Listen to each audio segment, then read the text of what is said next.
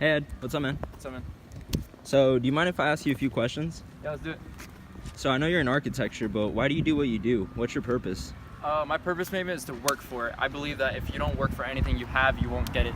So, I like to be successful and learning that in new student experience, Professor Walker had shown me that having a purpose statement really puts you in the position to have goals that you want to set for yourself in the future. So, tell me about your path. How'd you get to where you are?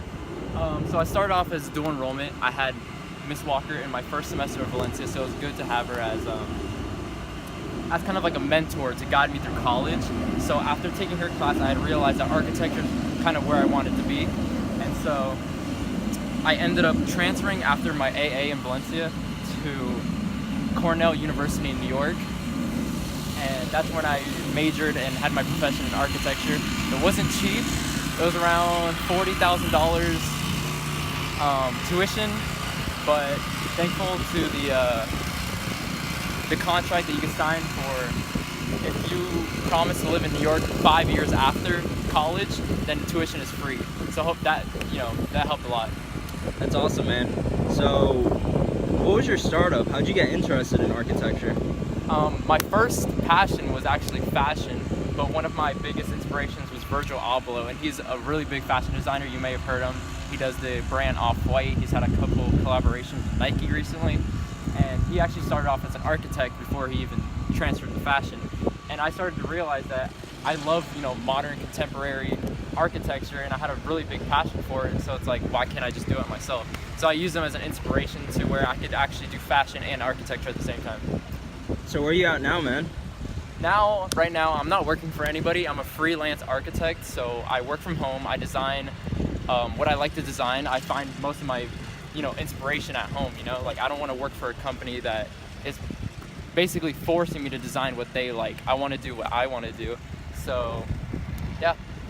So, what's your taste? What kind of stuff do you like to design? Definitely modern contemporary. I'm all for advancement in technology and making things look very ahead of our time.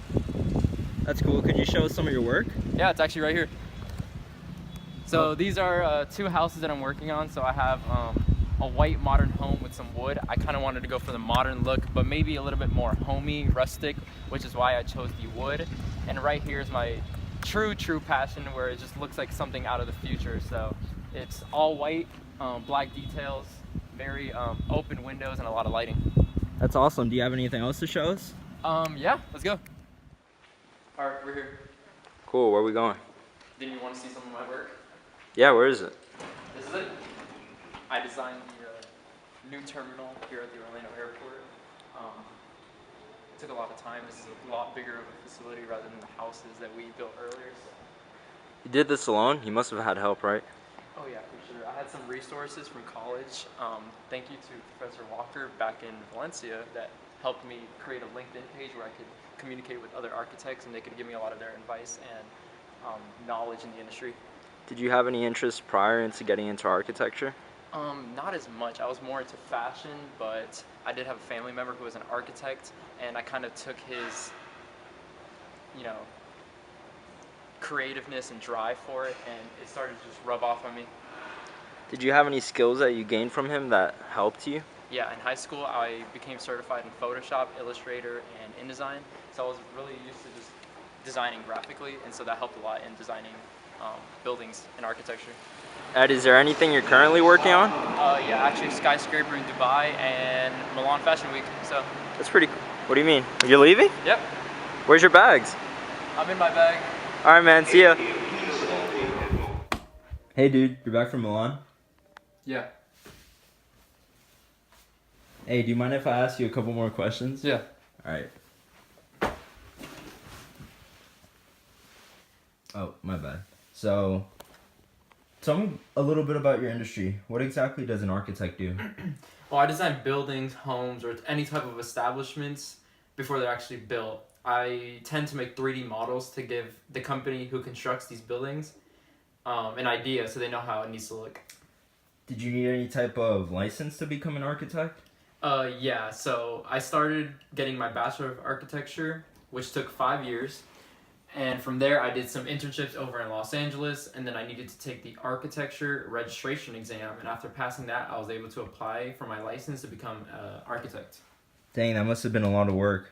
What are some of the questions you asked in your career interview and help you understand the business? Well, I asked the person who I interviewed, I asked what a typical day in the field was and where the industry would be in 5 to 10 years.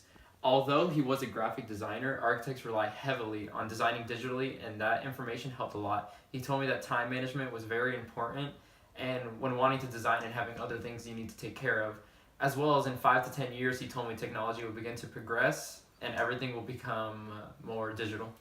All right, man. That's it. Thanks, bro. Got you.